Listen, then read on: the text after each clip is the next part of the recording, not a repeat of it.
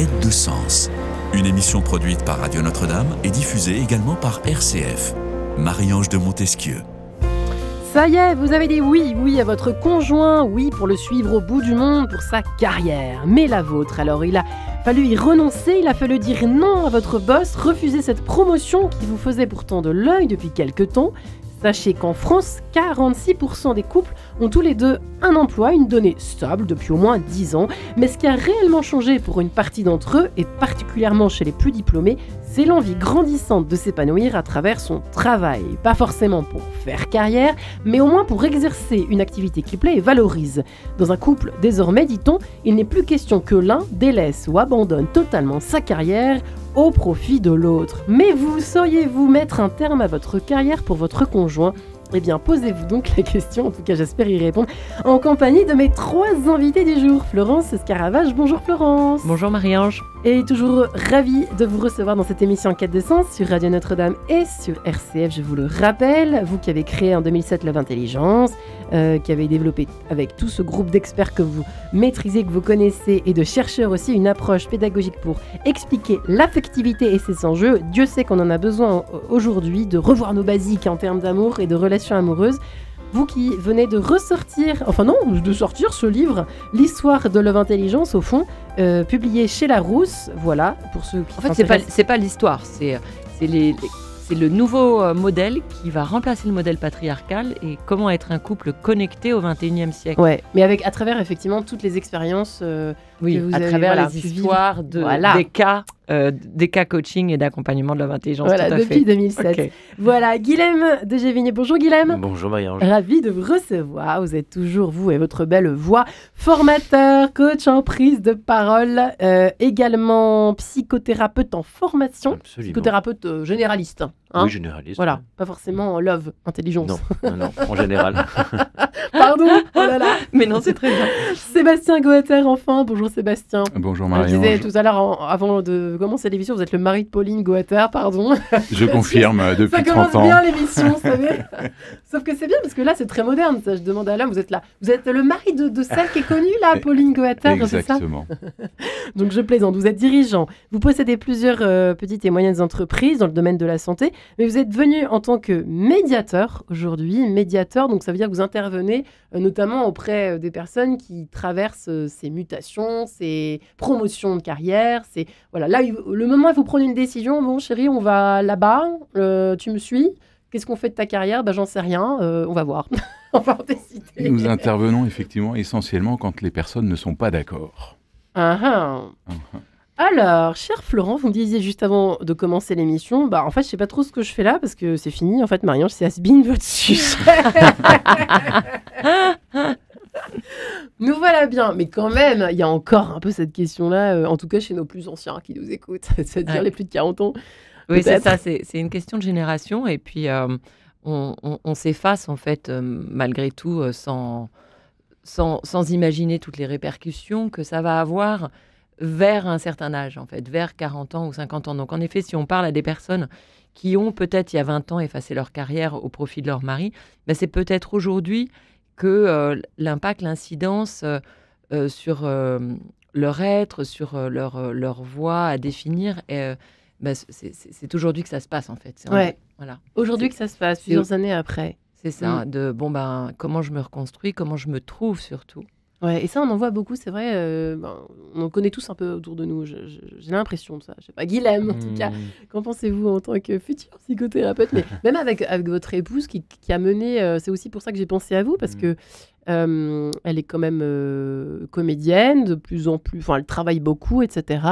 Et j'ai l'impression que vous êtes effectivement consacré d'une certaine façon à un moment donné à sa carrière. Je me trompe ? Vous avez effacé un peu la vôtre pour elle. En tout cas, on a beaucoup communiqué pour savoir comment équilibrer nos deux carrières. Et ça, c'est une vraie question. La question de savoir comment on fait pour équilibrer, d'une part, on en parlera aussi avec Sébastien, la vie privée, la vie personnelle, la vie professionnelle, pardon. Et à l'intérieur de la vie professionnelle, comment on fait pour équilibrer nos deux carrières ? Parce qu'effectivement, on pourrait parler de carrière, en tout cas de progression, d'avancer en vue d'atteindre un certain niveau d'expertise, que ce soit pour moi dans l'accompagnement et pour Clémence dans le théâtre. Ouais. Et on s'est posé la question même de savoir est-ce que moi je prendrais un petit peu de recul pour par exemple créer une boîte de prod pour vraiment la soutenir dans ses productions à elle, dans ses pièces à elle. Mais ça, c'est vrai que c'est plutôt ça le sujet finalement. J'aurais dû le poser autrement. J'aurais dit, mais comment équilibrer les deux carrières pour pas se laisser bouffer? En fait, voilà, c'est un peu ringue. Je suis désolée, je suis ringarde aujourd'hui, mais tant pis, on va y aller quand même.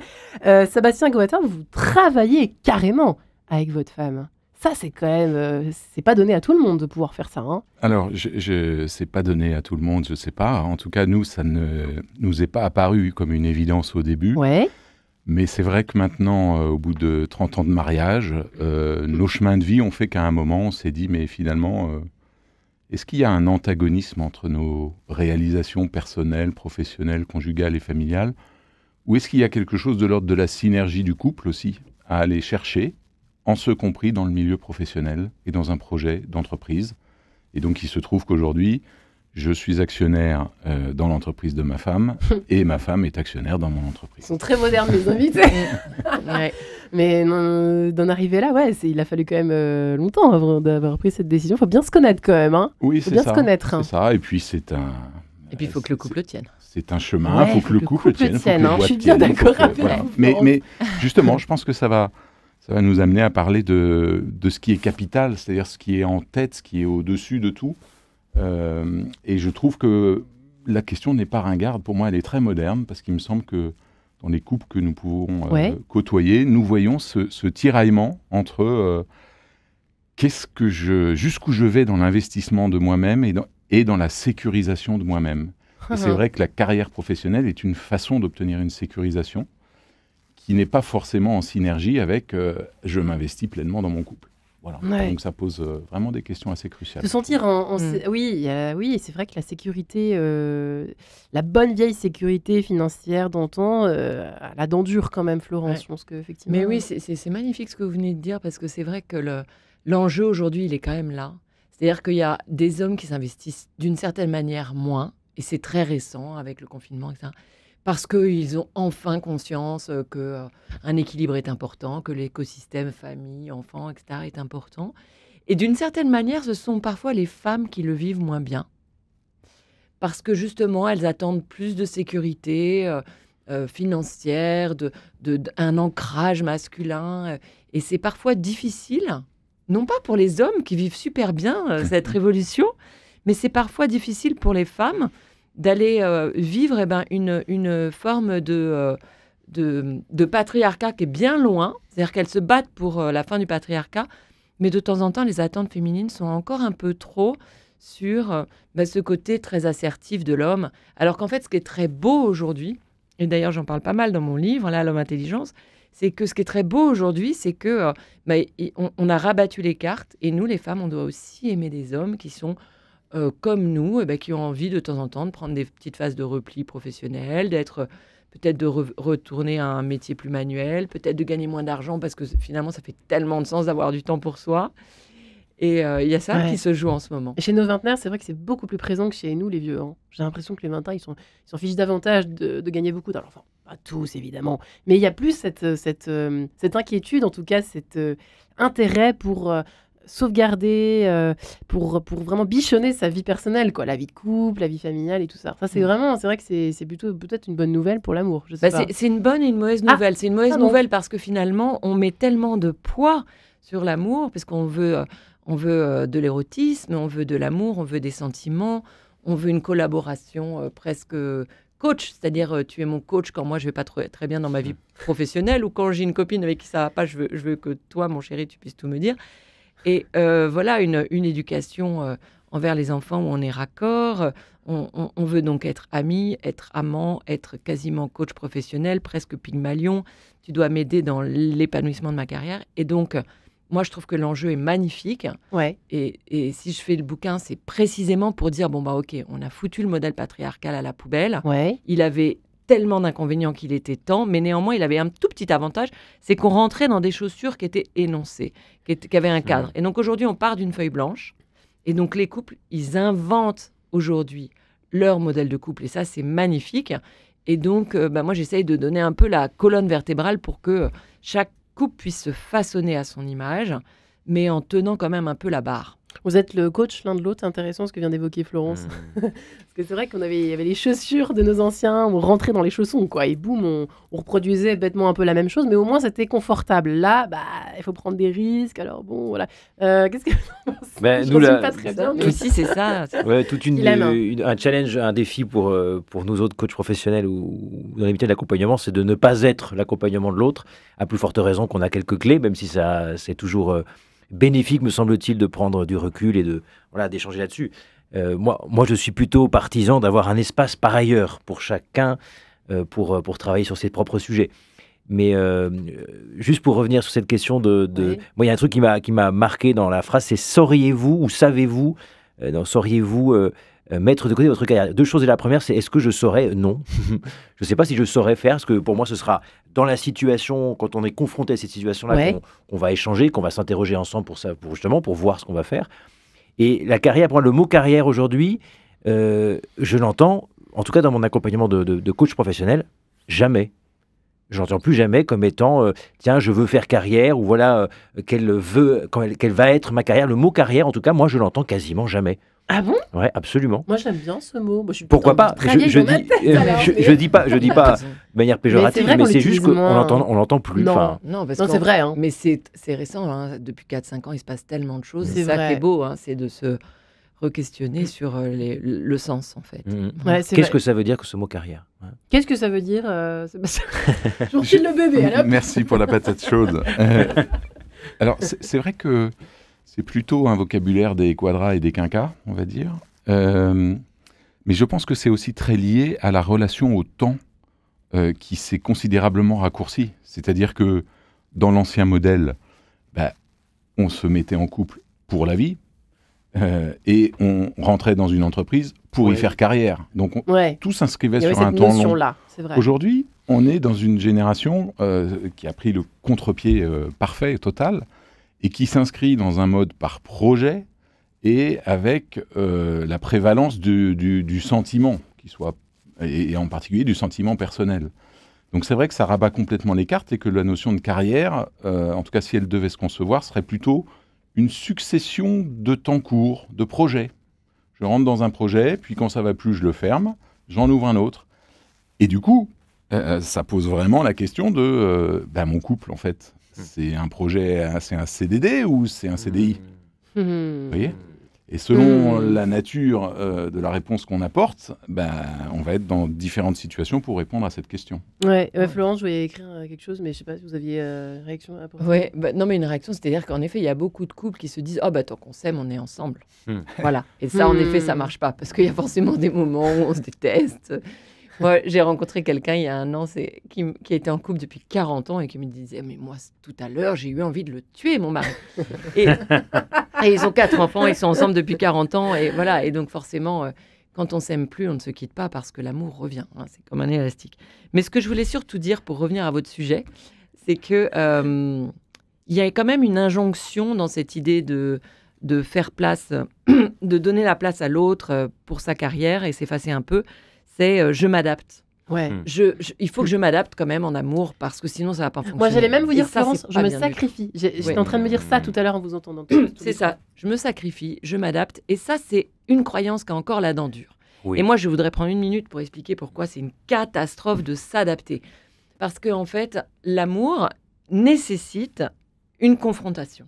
C'est-à-dire qu'il y a une mission sur Terre dans l'amour, c'est de nous extraire de nous-mêmes, de nous extraire de notre univers et même de réparer un peu nos blessures, puisqu'on va être bizarrement attiré par quelqu'un qui a un univers complètement différent du nôtre et qui, lui, n'a pas eu cette même blessure que la nôtre. Et donc, on est attiré par quelqu'un qui va précisément être tellement différent et tellement inspirant, là où nous, on est plutôt un peu comprimés, où on a eu une éducation peut-être un peu stricte sur un certain domaine. Et lui, justement, on tombe amoureux de cette personne-là parce qu'elle a un univers qui nous attire.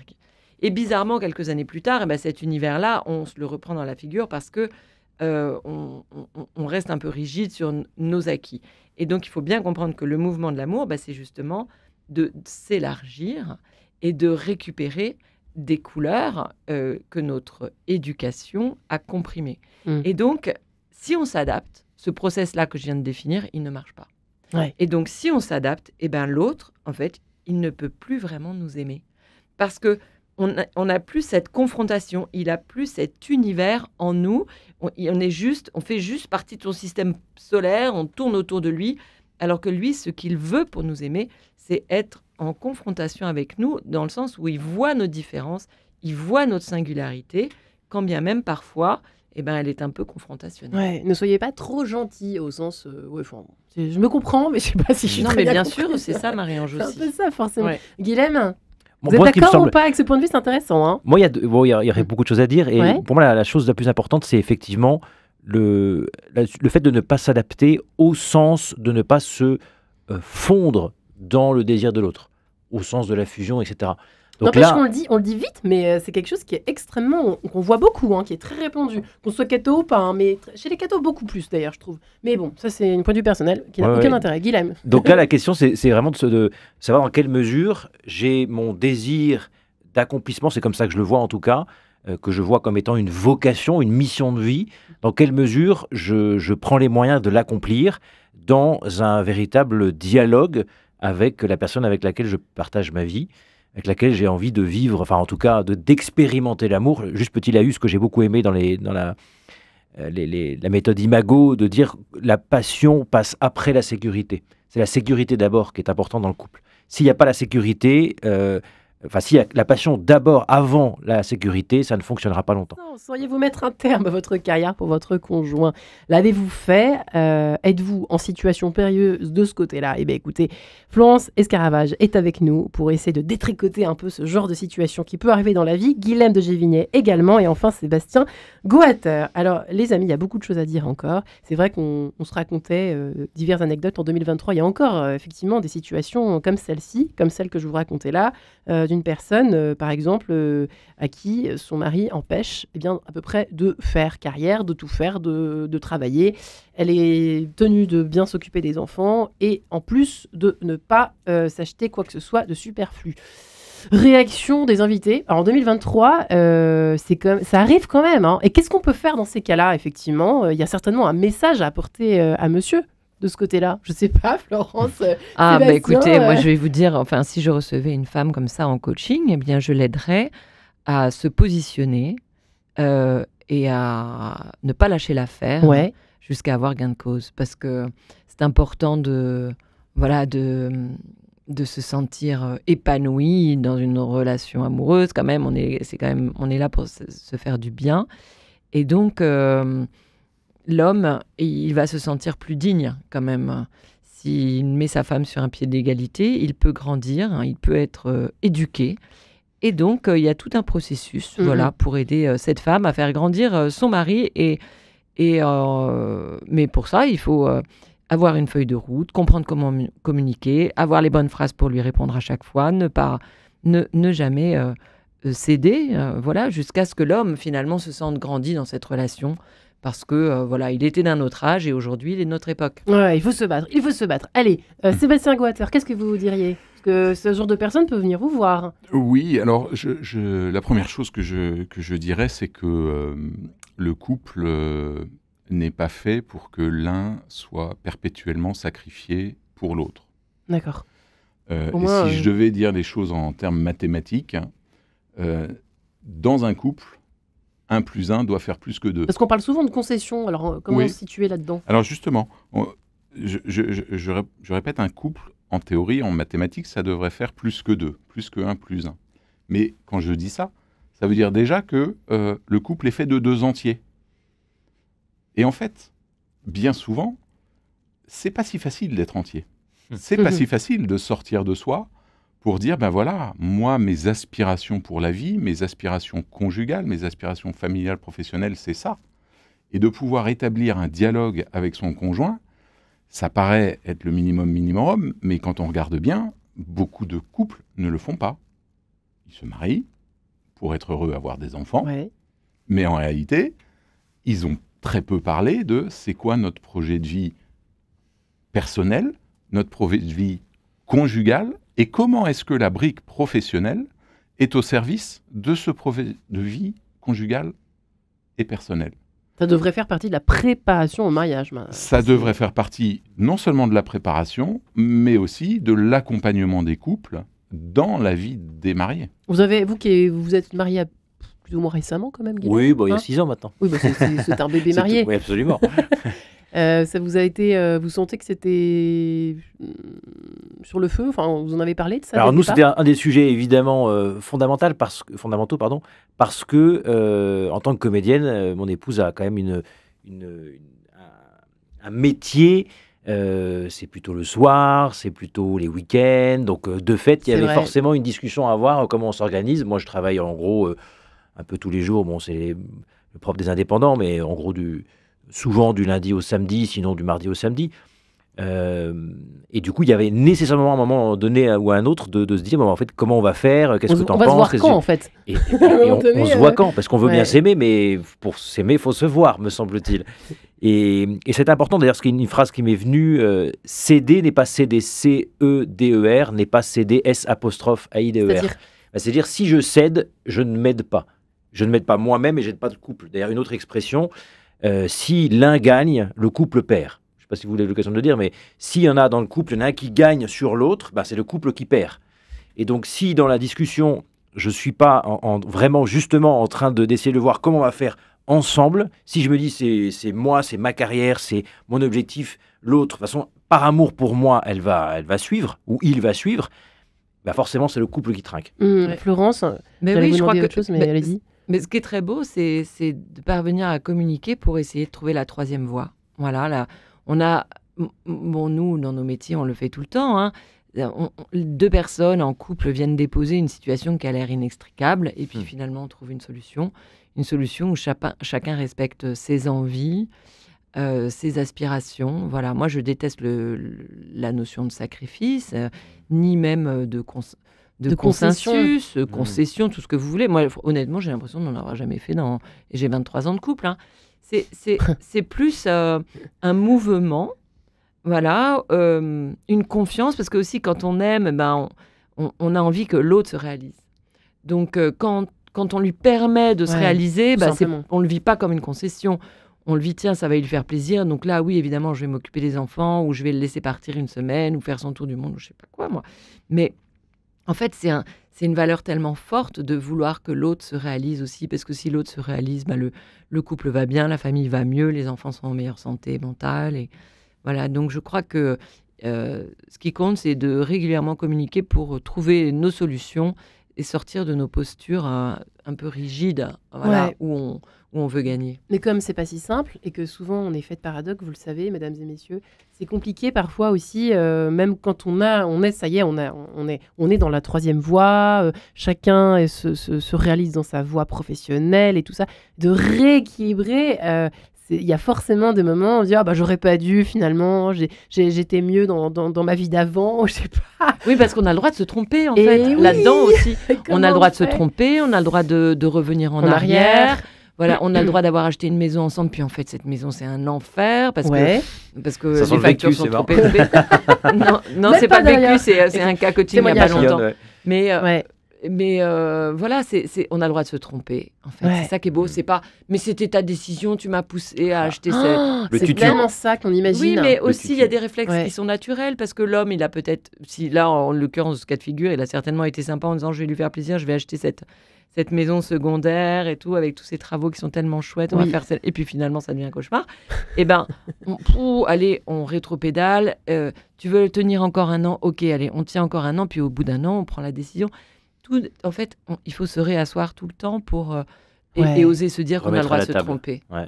C'est peut-être ça la clé, hein. Les amis qui nous écoutaient, là, vous savez, vous êtes un peu empêtrés, vous savez pas trop par quel bout prendre cette histoire de carrière et de pas de carrière, de voie, de troisième voie. J'aime beaucoup l'expression de Florence. Sébastien Guater et des retours en arrière. Évidemment, vous en entendez tous les jours, toutes les semaines. Tous les jours, mais ce que j'ai envie de vous partager, là, c'est une parole qui m'a été un jour dite par un prêtre qui nous accompagnait et qui nous a dit « Quand vous êtes-vous vraiment aimé ?» Et la réponse qu'il a donnée, qui n'était pas la nôtre, c'était « Quand vous vous êtes vraiment déçu ». C'est-à-dire que, effectivement, en couple, on peut se tromper, faire des erreurs, se décevoir, et sur une décision professionnelle, ça fait partie du périmètre. La question, c'est comment est-ce que nous allons accepter de revisiter cette situation pour faire en sorte qu'il en sorte un plus grand bien. Et donc, ça me paraît important de le préciser, on ne joue pas sa vie conjugale sur toutes les décisions. Et en couple, nous allons faire des erreurs. Nous allons faire... nous allons prendre des chemins. Le deuxième point, c'est que par rapport à une décision comme celle qui est proposée là à notre débat, c'est de se dire, est-ce que nous sommes capables d'arriver en couple à dire à quoi nous disons oui lorsque nous décidons? C'est-à-dire, je ne renonce pas à quelque chose, mais dans la situation à laquelle je consens, si c'est moi qui fais entre guillemets et des gros guillemets un sacrifice, est-ce que j'ai identifié quelque chose qui le justifiait, qui est un bien supérieur? Nous ne sommes pas masochistes, nous choisissons le bonheur. Et donc, dans ce qui m'est proposé, c'est comment je vais construire ma voie de bonheur. Et donc là, ça nous oblige effectivement à dialoguer. Sur les intentions, c'est ça que vous êtes en train de dire, oui, Sébastien, hein, les intentions derrière par exemple, cette promo, j'ai envie de suivre cette voie-là. Voilà, ou au contraire, j'ai pas envie de suivre. Ou au contraire, j'ai pas envie. Parce que Pourquoi? moi aussi, j'ai ma carrière à mener. Ouais. Et peut-être que je vais accepter de faire une parenthèse pendant un temps pour un plus grand bien. Je vous donne un exemple. Il a 20 ans, cet exemple. Ouais. J'étais dans une boîte américaine. Ma collègue se voit proposer une mutation aux États-Unis. C'est des trains, ça passe pas tous les 4 matins. Son mari était en situation cadre dans une grosse entreprise française. Et ils n'étaient pas particulièrement catholiques. Ils ont, à l'issue de leur discernement, posé la décision que lui allait démissionner. Il l'a suivi aux États-Unis. Et là-bas, il a monté un projet entrepreneurial pour servir les entreprises françaises et avoir une vie différemment équilibrée, mais surtout extrêmement unifiée, parce qu'ils étaient d'accord pour partir sur ce projet commun, comme fruit de leur dialogue. Donc c'est possible, les troisièmes voies existent.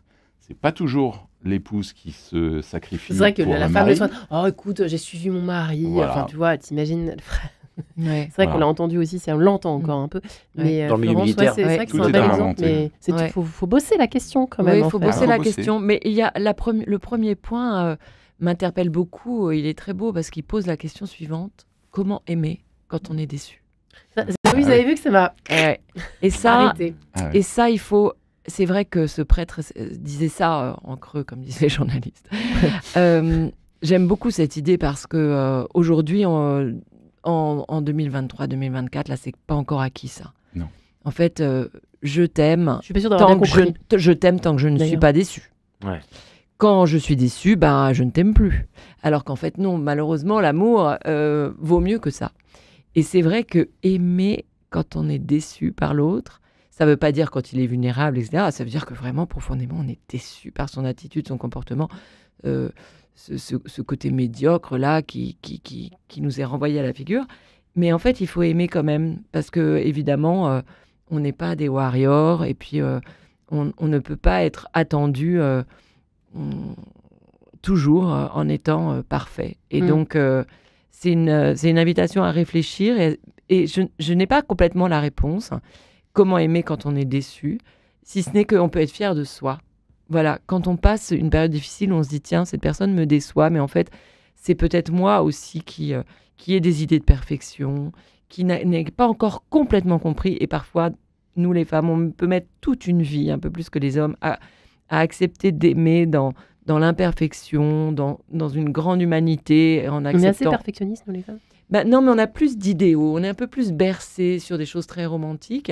Et donc, en effet, l'homme nous déçoit, eh bien, on peut moins bien le vivre. Maintenant, ça arrive chez les hommes aussi, évidemment. Mais voilà, c'était ça que j'avais envie de dire en petite réflexion sur la déception. C'est vrai que ça m'avait intriguée parce que j'avais soif d'entendre le développement de l'un ou des uns ou des autres sur cette question de la déception qui n'est pas facile à affronter au départ, j'imagine.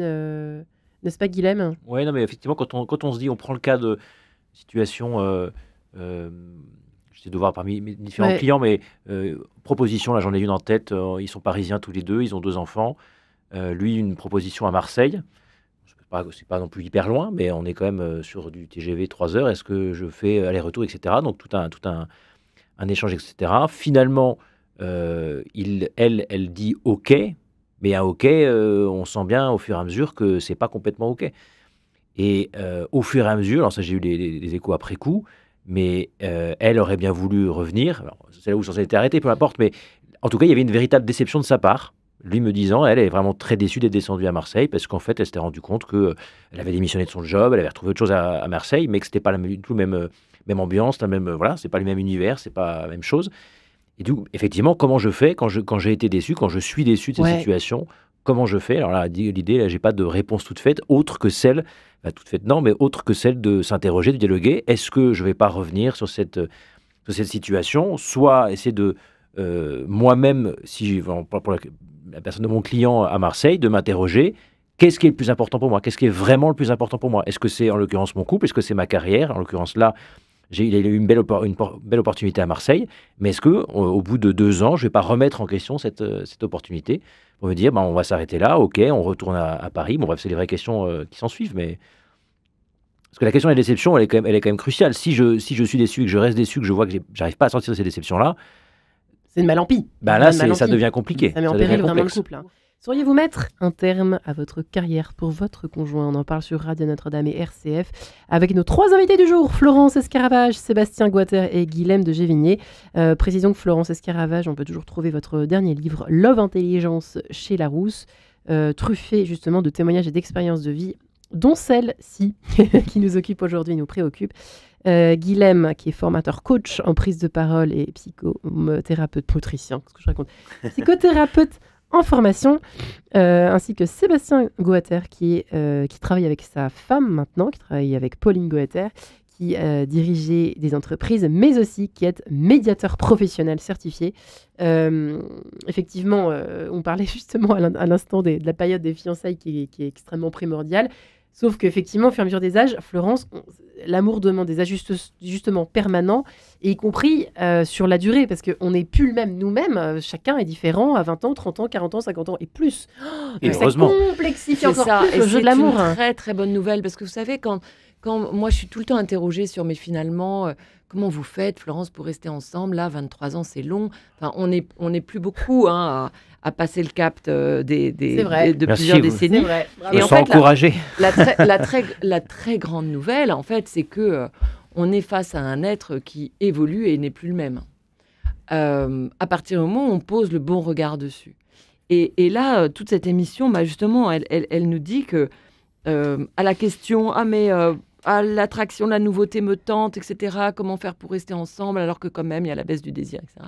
J'ai envie de dire, parce qu'il y a tellement de repositionnements réguliers à faire que c'est ça qui est passionnant. C'est ce chemin-là qui est passionnant où on est confronté à tellement d'enjeux vis-à-vis de nos enfants, vis-à-vis de nos travaux, notre travail, nos réalisations personnelles, que c'est ça qui rend passionnant la vie de couple. Justement, c'est parce que ça change, c'est parce que ça bouge.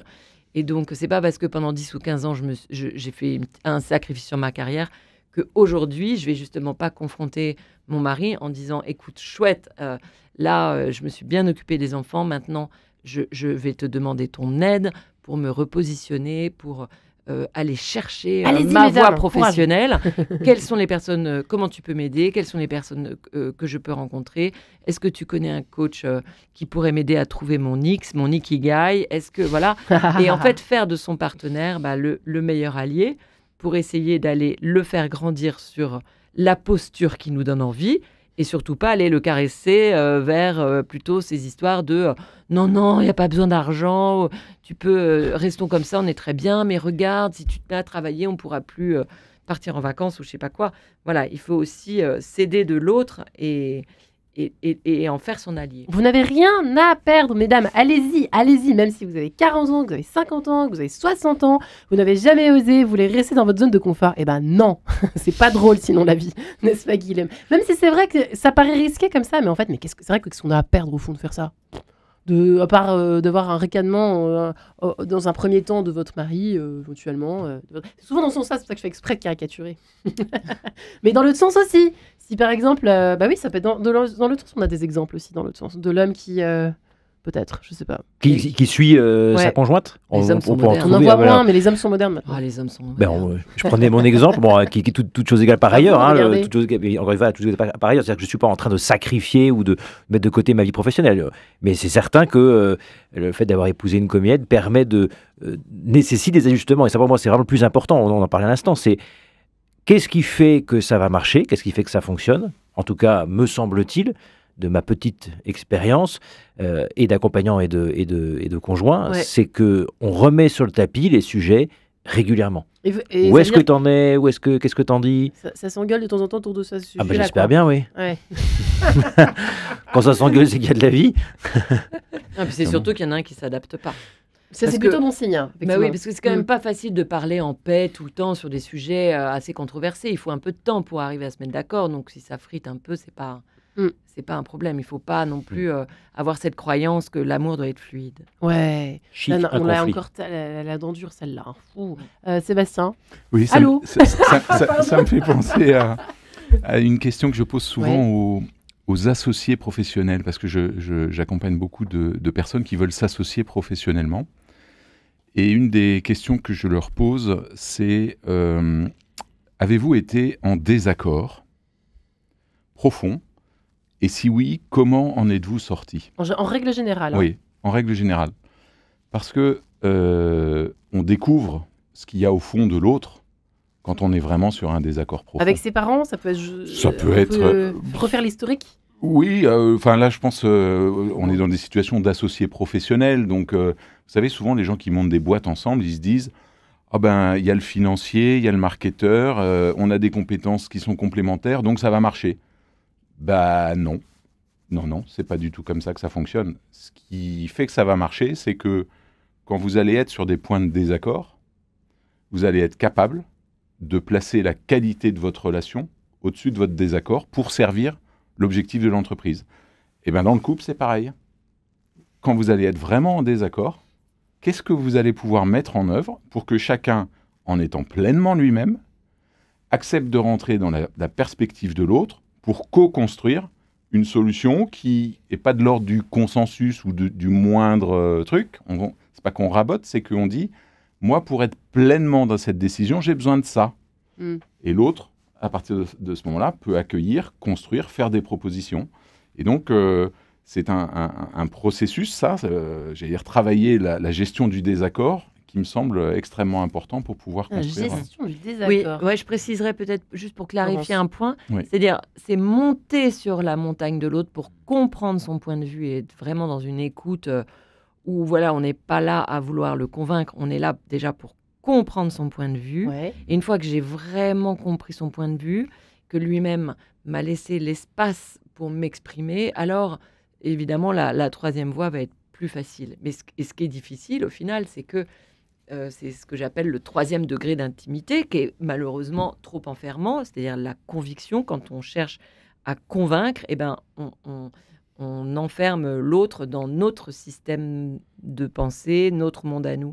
Alors qu'en effet, pour bien s'entendre en couple, il faut à un moment donné monter sur sa montagne pour voir comment lui, il voit les choses de son point de vue, lui faire l'effort en retour sur notre propre montagne. Et alors derrière, on va trouver la rivière qui coule au milieu, mais pour ça, il faut prendre un peu de hauteur. Il faut prendre. Et il y a une certaine forme de maturité en vous écoutant. C'est ça à l'esprit. Pour s'aimer, en fait, déjà à long terme. Vous voyez, quand je vois Amour et carrière, les meilleurs ennemis, déjà celui qui a écrit ça, il est pas très mature. En fait, c'est pas une question. En fait, c'est pas tant une question de maturité, Marie-Ange, qu'une question d'éducation. En fait, c'est pour ça d'éducation affective. Mais oui, et on est très inégaux dans ce que l'on reçoit en matière d'éducation affective. C'est pour ça qu'il faut absolument que Attal se saisisse de ce sujet pour que soit bien mise en place de la maternelle à la terminale et même dans l'enseignement supérieur, ces 3 séances d'éducation affective, parce que c'est fondamental. C'est-à-dire qu'est-ce qui est important dans l'amour, tout ce qu'on s'est dit aujourd'hui, si on le comprend, c'est-à-dire que si on comprend que ce qu'on va aimer, c'est la différence de l'autre et qu'après on va se la reprendre en boomerang, si on comprend que pour se mettre d'accord, il faut d'abord monter un peu sur la montagne de l'autre et il ne faut pas s'oublier, enfin, toutes ces choses-là, quand c'est subtil, on part dans un couple avec... Voilà, quand on part dans un couple avec cette colonne vertébrale, j'en parle dans mon bouquin, les 10 piliers, ça aide tout de même à pas se prendre en boomerang les sursauts de nos différences. Ouais. En fait, c'est une sorte d'éducation affective du 21e siècle, votre livre, finalement. Mais bien sûr. Et d'ailleurs, c'est comme ça qu'on l'a appelé en 4e de couverture. C'est l'éducation affective qui peut être autant transmise aux enfants qu'en couple quand on a 30 ans, parce qu'il faut quand même savoir qu'il y a 80% des couples qui stagnent à vie dans ce que j'appelle l'étape 4 du couple. Ouais. Ça, fait partie d'un chapitre. L'étape 4, c'est la lutte de pouvoir. C'est-à-dire, la lutte de je pouvoir. reste sur ma vision du monde, je cherche à t'emmener dans ma vision du monde. Ouais. Et l'autre fait la même chose. Voilà. Tandis que quand on comprend vraiment que la mission de l'amour, c'est justement d'élargir nos ailes de saison, c'est-à-dire de devenir plus grand, de se stretcher, de reprendre des couleurs que notre enfance a endormies, alors on va voir la différence de l'autre comme quelque chose de positif, sauf qu'on va l'amener on va l'amener, lui, avec sa différence, à la gérer autrement, parce que il y a aussi des différences qui sont très rigides. Et il ne faut pas avoir peur du coup de la grosse dispute pour ceux qui sont vraiment empêtrés là-dedans, là encore, dans cette question. Ils se posent encore la question, est-ce que j'y vais, est-ce que je le suis, est-ce que je le suis, est-ce que je la suis, est-ce que moi je prends la décision d'y aller ou pas, comment je lui dis, comment on en parle. Faut pas avoir peur que, voilà, dans un premier temps, qu'il y ait une grosse dispute qui sorte de là. Sébastien Goater, Guilhem, Florence. Je sais pas si le thermomètre, c'est le mot dispute. Pour moi, le bon thermomètre, c'est est-ce que chacun a pu exprimer sa position pleinement et cette position a-t-elle pu être reformulée par l'autre. C'est très bon test, la reformulation. Je t'entends me dire que... Voilà. Mais là, on a un grand niveau déjà. Ouais. Oui, mais c'est pour ça que je ne sais pas si... moi, j'ai l'impression d'être un dinosaure ici, puisqu'on a fêté nos 30 ans de mariage avec Pauline. Mais je peux vous dire une chose, c'est que notre alliance, on l'a construite, on est allé la chercher. Ça a été chaud au par fond moment. de nous-mêmes. Ah mais vous n'imaginez, vous pouvez pas imaginer. Vous pouvez pas imaginer. Avec deux tempéraments extrêmement. Vous avez frôlé la cata opposés. ou pas? Ah, bien sûr. Ah ouais. Bien sûr. Le miracle, c'est qu'on soit encore ensemble. D'accord. Le miracle, c'est ça. Mais ce que je peux dire, c'est que le mariage a aussi pour vocation de transformer. Si je veux pas être transformé, j'ai pas besoin de l'autre, j'ai pas besoin de la relation, et dans ce cas-là, je reste tout seul. Et j'aurai la transformation à laquelle je consens. Si je veux pas être transformé, c'est sûr qu'il vaut mieux pas se marier. Mais ce que j'aurais envie de dire pour conclure ce propos, c'est que quand on est fiancé, on est deux belles pierres précieuses, bien aiguisées, avec des arêtes. Et quand on est un couple avec une certaine histoire de vie, je crois qu'on est comme des galets, beaucoup plus polis l'un par l'autre et beaucoup plus agréables à tenir dans la main. Oh, c'est beau ce que vous dites, Sébastien. Qu'est-ce qu'il va dire, Florence? Oh là là, vous avez fait une tête. Non, mais c'est très bien. Non, mais si vous voulez, la notion de transformation aujourd'hui, avec le développement personnel, elle n'est pas entendable, malheureusement. Même si je suis complètement d'accord avec vous, mais je vais m'expliquer. C'est-à-dire qu'aujourd'hui, c'est « Oh, attention, personne ne va me transformer. Et surtout pas mon conjoint. Et surtout pas mon chéri. » Donc, il faut bien comprendre que ce n'est pas l'autre qui nous transforme. C'est l'amour. C'est-à-dire que c'est le principe même d'être en union avec quelqu'un qui est différent de moi, qui va m'amener à me transformer. Et donc, c'est ça la bonne nouvelle. C'est-à-dire qu'il ne faut pas se dire « Non, j'arrête cette relation parce qu'il est en train de me transformer. » En fait, ce n'est pas lui qui me transforme. C'est la relation elle-même. Avec n'importe qui, Pierre-Paul Jacques, ça sera la même chose. C'est la relation elle-même qui transforme. Voilà. Et donc ça, par exemple, en éducation affective, vous savez, Marie-Ange, que moi, je donne des formations pour que les gens deviennent professionnels voilà, à ce métier. D'ailleurs, il y en a une qui commence en fin janvier prochain, ceux qui veulent encore s'y inscrire. C'est la clé. Ça. Alors, Guilhem, une troisième formation? Non, mais ça, c'est la clé à transmettre quand on va accompagner des personnes célibataires, des personnes en couple, ou même quand on va aller dans l'enseignement supérieur, au BTS, en terminale, ou plutôt en seconde. Eh bien, c'est de dire que cette notion de transformation, c'est une mission physiologique, en fait. On ne peut pas y couper. Mais que ce premier quart de siècle nous amène à y résister. Parce qu'on a toute cette injonction du développement personnel, mais aussi des psys qui disent qu'il faut d'abord réparer ses blessures, etc. Puis il ne faut surtout pas changer. Et puis le développement personnel qui dit surtout, vous êtes vous-même, connaissez vous-même, la connaissance de soi, etc. Moi, je dis, mais rien de tout ça ne va. Ce qui est vrai, c'est qu'on se transforme dans l'amour parce que c'est absolument nécessaire pour aller décongeler ce que nos parents là où nos parents nous ont un peu trop rigidifiés. C'est ça qui est magnifique dans l'amour. Mais c'est pas l'autre qui nous transforme. Ouais, c'est l'amour, c'est le produit, si voilà. je puis dire. C'est le produit au sens mathématique. Exactement. Voilà, exactement. Guilhem, vous tiquez. Oui, juste sur ce que les psys disent, ce qu'il ne faut pas changer. Pour moi, pour être encore plus... pour faire de l'union, pour mettre du yin dans tout ça, je dirais « et ». C'est-à-dire, c'est « et » le fait de travailler sur ses blessures, de pouvoir... alors se guérir, non, peut-être pas, mais soigner ses blessures et en même temps en ayant conscience que la relation d'amour nous transforme. Oui, avoir confiance en fait aussi, effectivement, dans cet amour. Oui, d'avoir confiance dans cet amour, que l'amour peut me transformer et que à la fois je peux faire un travail sur moi pour aller un peu mieux, pour travailler mes sujets et en même temps avoir cette conscience aiguë que l'amour me transforme. Oui, mais dans ce que vous dites, Guillaume, il y a un truc qui marche pas. C'est que il y a quelqu'un qui va dire « Toi, tu as vu tes blessures ?» Parce qu'il y en a toujours un des deux qui a plus de blessures que l'autre, qui a une enfance compliquée, etc. Donc toi, tu vas bosser, parce que nous, dans le couple, si ça marche pas, c'est à cause de ça. Et donc ça, moi, je dis que non. Ou alors les deux en même temps. Ça, je suis bien d'accord avec vous. En revanche, là-dessus, je suis d'accord avec vous. Ça fonctionne pas et je te renvoie tes parents, etc. Ce qui fonctionne en revanche, c'est de se dire ta blessure d'enfance, elle t'a construite avec une telle sensibilité que finalement, ça va être une forme de cadeau, parce que moi je t'aime pour cette sensibilité au monde que tu as. Tel que tu es. Et en même temps, c'est dans le couple que, par mon amour, etc., que tu vas peu à peu te réparer. Mais je peux pas te dire, va d'abord travailler avec les blessures. Parce que moi, j'ai plein de femmes de 40 ans qui viennent me voir en me disant, j'ai fait 10 années de psy. Non, j'ai fait 10 années de psy. J'ai l'impression d'avoir bien compris ma blessure, mais pourtant je trouve pas l'amour. Rien. Voilà. Je trouve pas l'amour sinon. Voilà, exactement. L'un ou l'autre. Ça fonctionne pas. Non, il faut être dans l'action. Agissez et n'ayez pas peur surtout de changer de voie. La troisième est possible. Florence Escaravage, merci beaucoup. Guilhem de Gévigny, merci. Merci également à Sébastien Aguatar. Merci les amis. Merci à vous. Vive la troisième voie. Moi j'ai envie de dire ça. Allez, hop, amen.